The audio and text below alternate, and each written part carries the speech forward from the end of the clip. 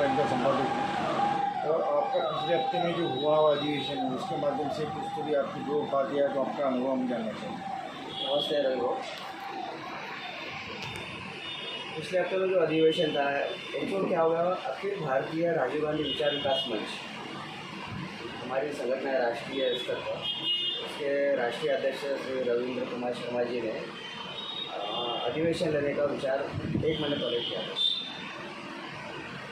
1 महीना होने के बाद फिर उससे उनका फ़ोन वगैरह आ गया। फ़ोन आने के बाद राजू भैया लेना है नहीं लेना है आप बताइए। मैंने कहा कि आप ले लो। चुनाव के परिप्रेक्ष्य में और राहुल गांधी की जो यात्रा वहाँ चालू भारत जोड़ो न्याय यात्रा, इसी समय में बिहार में प्रवेश करने वाले हैं और यूपी में जाने वाले हैं, तो उसका भी एक बेनिफिट हो जाएगा। और बेनिफिट होने के लिए अगर उनके साथ सपोर्टेड ऑर्गेनाइजेशन अगर वहाँ उसी समय में अधिवेशन लेते हैं तो सबसे बड़ी बात हो जाएगी, क्योंकि राहुल जी को एक्चुअल सपोर्ट होना चाहिए। राहुल जी को सपोर्ट अदर जो पार्टियाँ है वो नहीं कर रहे, तो कम से कम राहुल गांधी और कांग्रेस के साथ में जो सपोर्टेड ऑर्गेनाइजेशंस है या विंग्स है, उन्होंने कम से कम इस समय में राष्ट्रीय अधिवेशन लेना चाहिए। इसलिए मेरा सजेशन आपको है कि आप राष्ट्रीय अधिवेशन लीजिए और मैं ज़रूर आऊँगा, किसी की हालत में आऊँगा, चाहे मेरे साथ कोई रहे न रहे, लेकिन मैं चला आऊँगा और आपको कार्यक्रम देना है और सक्सेस करना है। आने वाली लोकसभा में आपको क्या विचार है आपका और कांग्रेस के लिए आपका ओपिनियन क्या है? आने वाले लोकसभा के लिए कांग्रेस का भविष्य मुझे तो बहुत उज्जवल दिखता है। क्यों? उसका कारण आपको उसमें डीप में नहीं गए, मैं डीप में गया हूँ, राहुल गांधी जी गए हैं उसमें। क्या है कि पिछली जो भारत जोड़ो यात्रा थी वो थी दक्षिण से उत्तर, मतलब कन्याकुमारी से कश्मीर तक। अभी की जो यात्रा है वो है भारत जोड़ो न्याय यात्रा, पूर्व से पश्चिम, मणिपुर से मुंबई तक।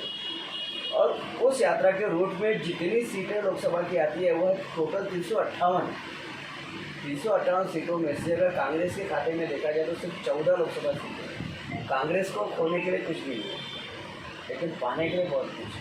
358 सीटों में से अगर हम बीजेपी की सिर्फ 31, 32, 35, 40 सीटें भी कम कर दिए तो बीजेपी और मोदी सरकार सत्ता से बाहर होगी। और बाद में गठबंधन में जितने भी लोग होंगे, अगर एक जगह आकर अलायंस के हिसाब से भी सरकार बनाते हैं, राहुल गांधी तो कोई प्रधानमंत्री बनने का मानस रखते नहीं है, उन्होंने तो डिक्लेयर कर दिया मैं नहीं बनूंगा।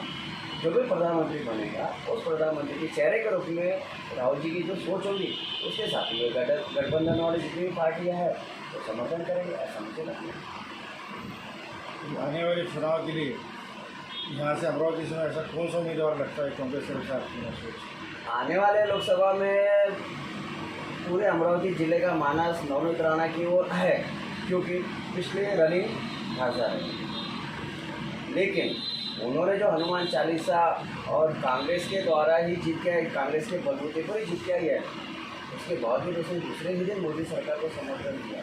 उसकी वजह से सोनिया गांधी को जो विपक्ष नेता पद होना चाहिए था, 52 लोकसभा सीटें भी कांग्रेस की 2022 एक सीट चाहिए, तिरपन चाहिए थी, तो लोकसभा का उसका नेता पद मिल जाता था। लेकिन नवनीत राणा की वजह से वो नेता विपक्ष वो नेता पद मिला नहीं है सोनिया गांधी को। और पूरी लोकसभा 5 साल में आप देखिए रवि जी, आपको आश्चर्य होगा कि लोकसभा बिना विपक्ष के नेता पद से लोकसभा चली है। ये अमरावती के लोकसभा सीट का जो मसला है वो सोनिया गांधी की इज्जत से रिलेटेड है, और इसीलिए कांग्रेस की यहाँ की जो भी सीट है, शरद पवार जी ने कहा हम राष्ट्रवादी से अमरावती नहीं लड़ेंगे। उद्धव ठाकरे जी ने भी कहा कि कांग्रेस हम अमरावती के लोकसभा सीट हम कांग्रेस के लिए छोड़ देंगे। उन्होंने रामटेक की भी सीट अमरावती के लोकसभा सीट ये कांग्रेस को छूटी है लोकसभा के लिए 2024 के लिए। और यहाँ का जो स्ट्रांग कैंडिडेट है ये दरियापुर के आमदार बलम भाव वानखड़े, इनके 100% चांसेस बने हुए हैं लोकसभा उम्मीदवार बनने के। अब मैं तो सोचता हूँ कि उन्हें ही उम्मीदवारी देना चाहिए, क्योंकि उनके जैसा विनम्र और प्यारा और सबको प्रिय व्यक्तिमत्व मेरे ख्याल से तो अमरावती में अभी है।